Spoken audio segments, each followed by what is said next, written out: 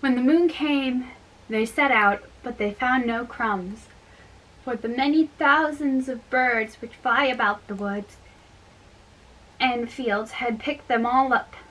Hansel said to Gretel, "We shall soon find the way." But they did not find it.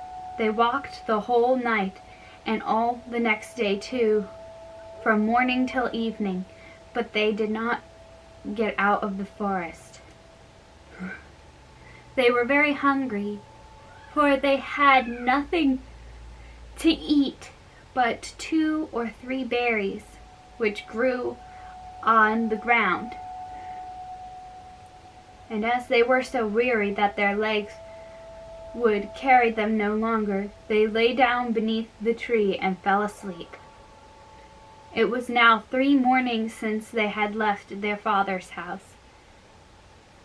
They began to walk again, but they always got deeper into the forest, and if they did not come soon, they must die. And if help did not come soon, they must die of hunger and weariness. When it was midday, they saw a beautiful snow-white bird singing on a bough, which sang so delightfully that they soon stood still and listened to it. And when it had finished its song, it spread its wings and flew away before them, and they followed it until they reached a little house, on the roof of which it alighted. And when they came quite up to the little house, they saw that it was built of bread and covered with cakes, but that the windows were of clear sugar. "We will set to work on that," said Hansel, "and have a good meal. I will eat a bit of the roof, and thou, Gretel, canst eat some of the window. It will taste sweet." Hansel reached above and broke off a little of the roof to try how it tasted, and Gretel leaned against the window and nibbled at the panes. Then a soft voice cried from the room, "Nibble, nibble, gnaw! Who is nibbling at my house?" The children answered, The wind! The wind!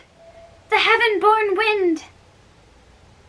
and went on eating without disturbing themselves. Hansel, who thought the roof tasted very nice, tore down a great piece of it, and Gretel pushed out the whole of the one round window pane, sat down and enjoyed herself with it. Suddenly the door opened, and a very, very old woman, who supported herself on crutches, came creeping out. Hansel and Gretel were so terribly frightened that they let fall what they had in their hands. The old woman, however, nodded her head and said, "Oh, you dear children, how has brought you here? Do come in and stay with me. No harm shall happen to you."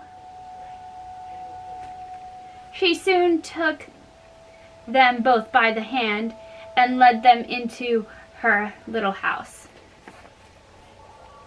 Then good food was set before them, milk and pancakes with sugar, apples, and nuts. Afterwards, 2 pretty little beds were covered with clean white linens, and Hansel and Gretel lay down in them and thought they were in heaven. The old woman had only pretended to be so kind. She was in reality a wicked witch who lay in wait for children and had only built the little house in order to entice them. When a child fell into her power, she killed it, cooked it, and ate it.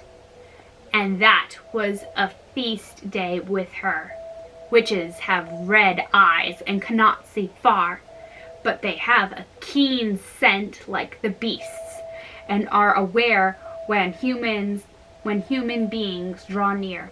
When Hansel and Gretel came into her neighborhood, she laughed maliciously and said mockingly, I have them. They shall not escape me again. Early in the morning, before the children were awake, she was already up, and when she saw both of them sleeping and looking so pretty with their plump red cheeks, she muttered to herself, That will be a dainty mouthful. Then she seized Hansel with her shriveled hand, carried him into a little stable, and shut him in with a grated door. He might scream as he liked. That was of no use. Then she went to get Gretel.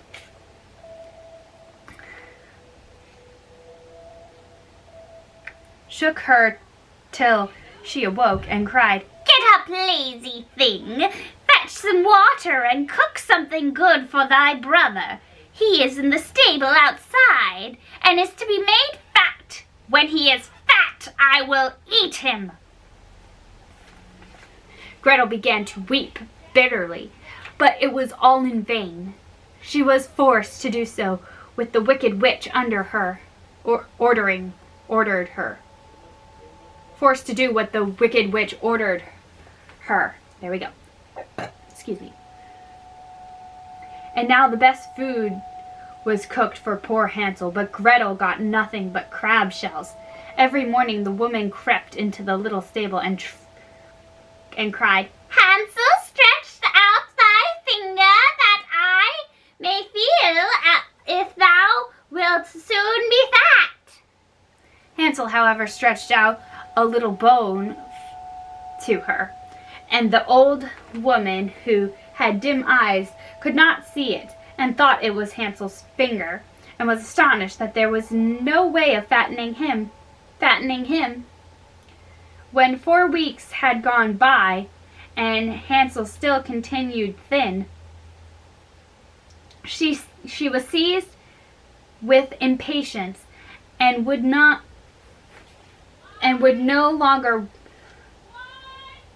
wait no longer. Ah, Gretel, She cried to the girl, be active and bring some water. Let Hansel be fat or lean tomorrow. I will kill him and cook him.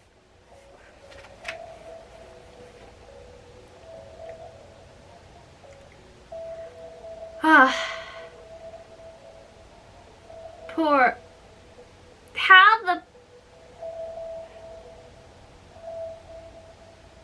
how the poor little sister did lament when she had to fetch the water, and how her tears did flow down her cheeks. Dear God, do help us, she cried. If the wild beasts of the forest had but devoured us, we should at any rate have died together. Just keep thy noise to thyself, said the old woman. all that won't help thee at all.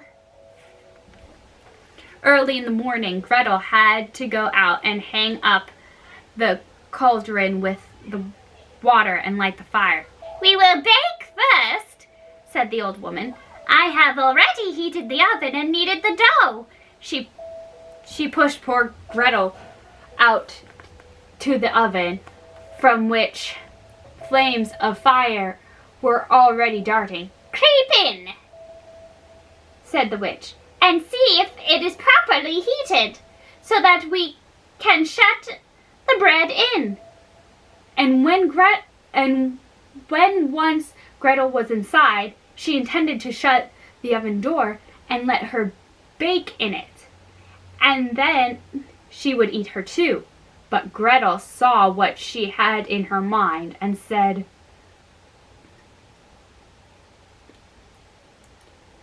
I do not know how I am to do it. How do you get in? Silly goose, said the old woman. "The door is big enough. Just look. I can get in myself."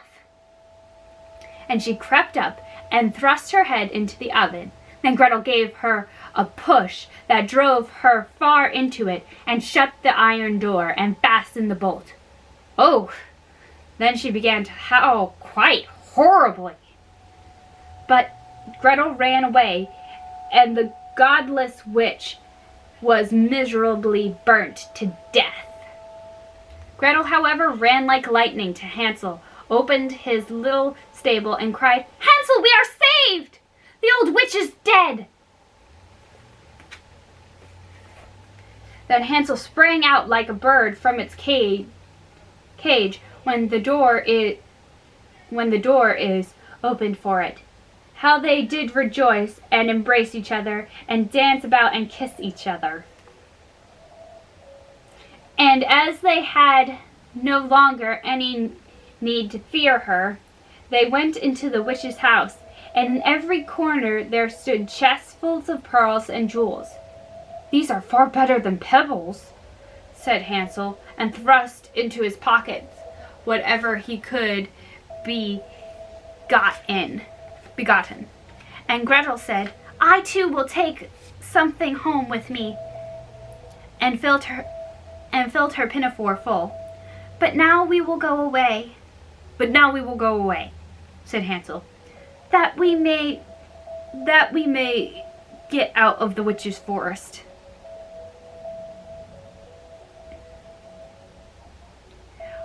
When they had walked for 2 hours, they came to a great piece of water. We cannot get over," said Hansel. "I see no footplank and no bridge, and no boat crossing either," answered Gretel. "But a white duck is swimming there."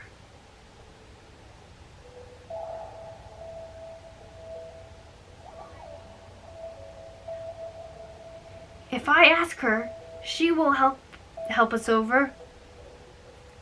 Then she cried, little duck, dost thou see? Hansel and Gretel are waiting for thee. There's never a plank or a bridge in sight. Take us across on thy back so white." The duck came to see them, and Hansel seated himself on the back, and told his sister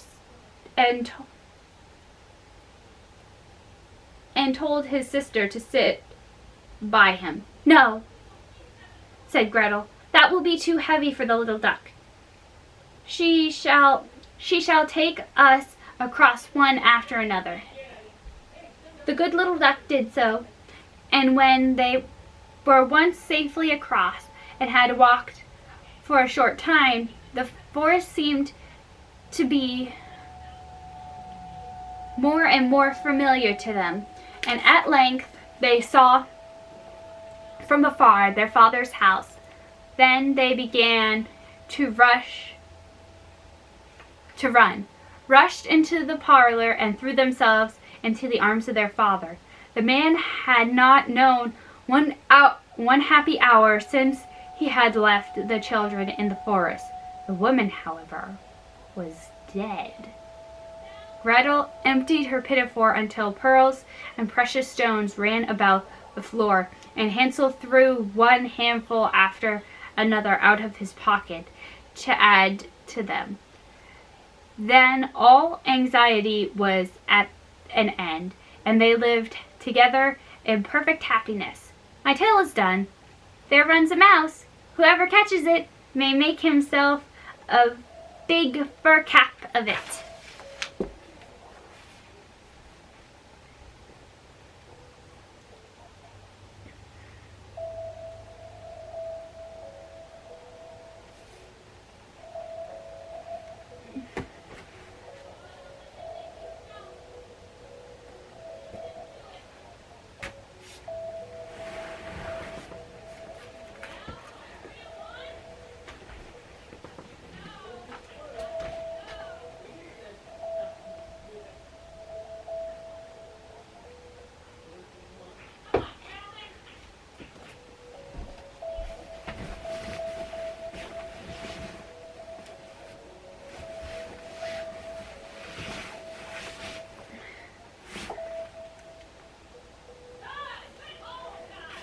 The Giant and the Three Golden Hairs. There once was a poor old man who had an only son born to him. The child was born under a lucky star, and those who told his fortune said that in his 14th year he would marry the king's daughter. It so happened that the king of the land soon after the child's birth passed through the village in disguise and asked whether there was any news. "Yes," said the people, "a child has just been born that they say is to be a lucky one, and when he is 14 years old, he is fated to marry the king's daughter."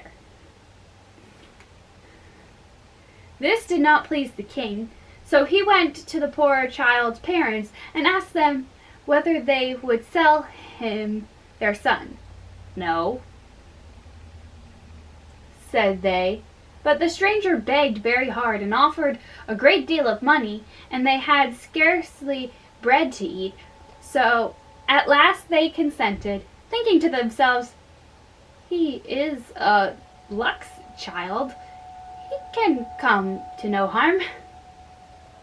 The king took the child, put him into a box, and rode away. But when he came to a deep stream, he threw it into the current and said to himself, "That young gentleman will never be my daughter's husband." The box, however, floated downstream. Some kind spirit watched over it so that no water reached the child, and at last, about 2 miles from the king's capital, it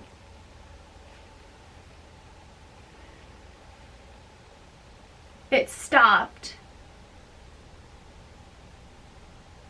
Why are they stopped? Okay. Waiting for the stop sign. Anyway.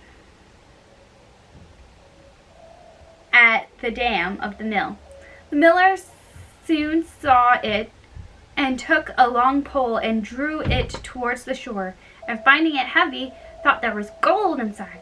But when he opened it, he found a pretty little boy that smiled upon him merrily. Now the miller and his wife had no children, and therefore rejoiced to see the prize, saying, "Heaven has sent it to us." So they treated him very kindly and brought it up with such care that everyone admired and loved it. About 13 years passed over their heads when the king came by accident to the mill and asked the miller if that was his son. "No," said he. "I found him when he was a babe in a box in the mill dam." "How long ago?" asked the king. "Some 13 years," replied the miller. "He is a fine fellow," said the king. "Can you spare him to carry a letter to the queen? It will please me very much, and I will give him 2 pieces of gold for his trouble." As your majesty pleases," answered the miller. Now the king had soon guessed that this was the child whom he had tried to drown, and he wrote a letter by him to the queen, saying, "As soon as the bearer of this arrives, let him be killed and immediately buried, so that all may be over before I return." The young man set out with this letter, but missed his way, and came by the evening to a dark wood. Through the gloom he perceived a light in the distance, toward which he directed his course, and found that it proceeded from a little cottage. There was no one within except an old woman, who was frightened at seeing him, and said, Why do you come hither? And whither are you going?" "I am going to the queen, to whom I was to deliver a letter." "But I have lost my way, and shall be glad if you will give me a night's rest." "You are very unlucky," said she, "for this is a robber's hut, And if the band returns while you are here, it may be worse for you. I am so tired, however, replied he, that I must take my chance before I go further. So he laid the letter on the table, stretched himself out upon a bench, and fell asleep. When the robbers came home and saw him, they asked the old woman who the strange lad was.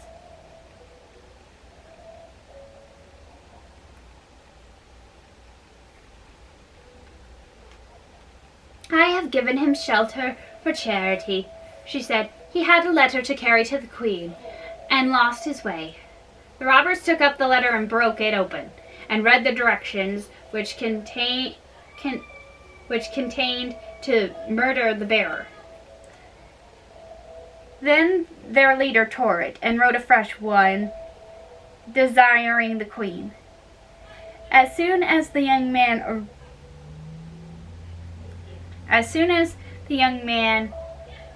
arrived,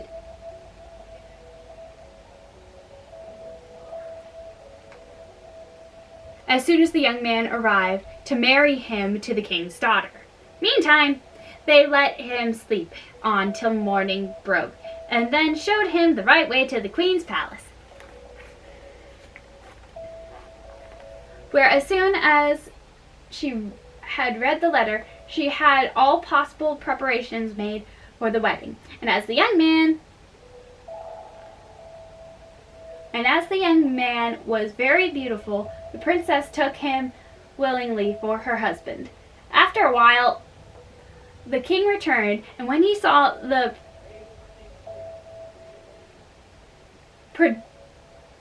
prediction fulfilled, and that this child was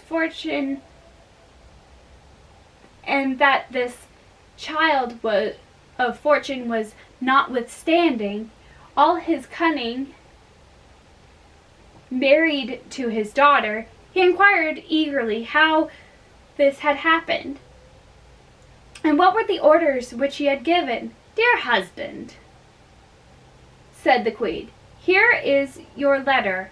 Read it for yourself."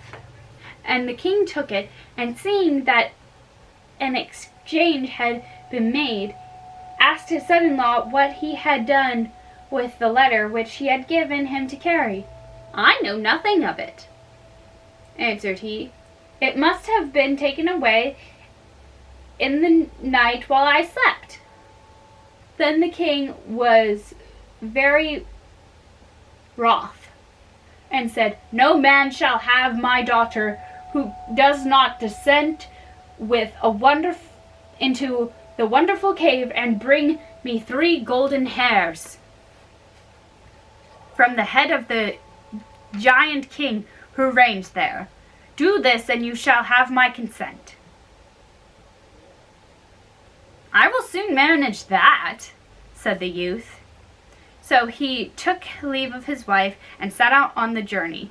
At the first city he came to, the guard at the gate stopped him and asked what trade he followed and what he knew. "I know everything," said he. "If that be so," replied they, "you are just the man we want. Be as good as to tell us why our fountain in the marketplace is dry and will never give no water. Find out the cause of that, and we will give you 2 asses loaded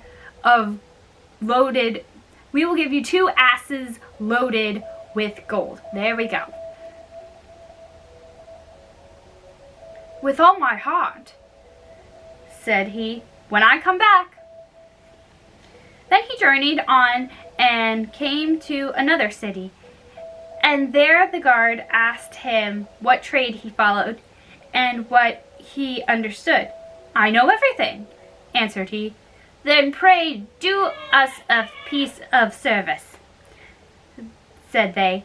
"Tell us why a tree which used to bear us golden apples now does not even produce a leaf." Most willingly, answered he, as I come back. At last his way led him to the side of the great lake, of the water over which he must pass. The fairy soon began to ask, as the others had done, what was his trade, and what he knew. Everything, said he. Then, said the other, pray information me. Why am I bound forever to ferry over this water, and have never been able to get my liberty? I will reward you handsomely. I will tell you all about it, said the young man, as I come home. When he had passed the water, he came to a wonderful cave, which looked terribly black and gloomy. But the wizard king was not at home, and his grandmother sat at the door in her easy chair. What do you seek? Said she. 3 golden hairs from the giant's head, answered he. You run a great risk, said she, when he returns home. Yet I will try what I can do for you. Then she changed him into an ant and told him to hide himself in the folds of her cloak. Very well,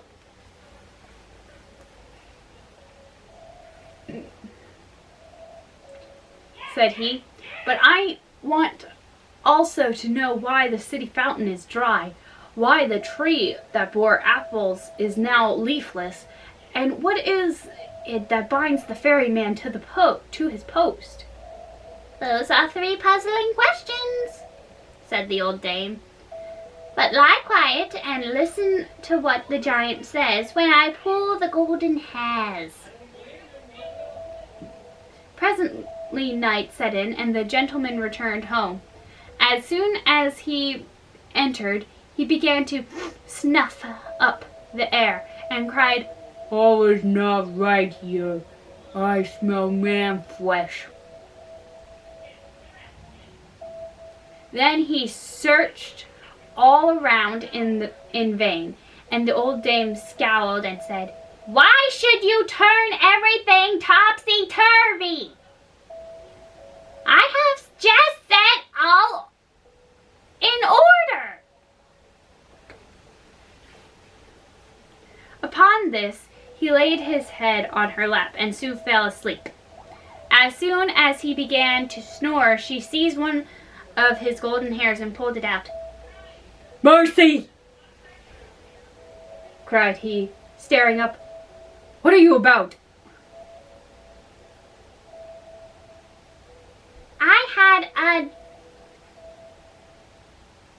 I had a dream that disturbed me, said she, and in my trouble I seized your hair. I dreamt that the fountain in the marketplace of the city was become dry and would give no water. What can be the cause of that? If they could find that out, they would be glad, said the giant. "Under a stone in the fountain sits a toad. When they kill him, it will flow again." This said, he fell asleep, and the old lady pulled out another hair. "What would you be at? What would you be at?" cried he in a rage. Don't be angry, said she. I did it in my sleep. I dreamt that in a great kingdom there was a beautiful tree that used to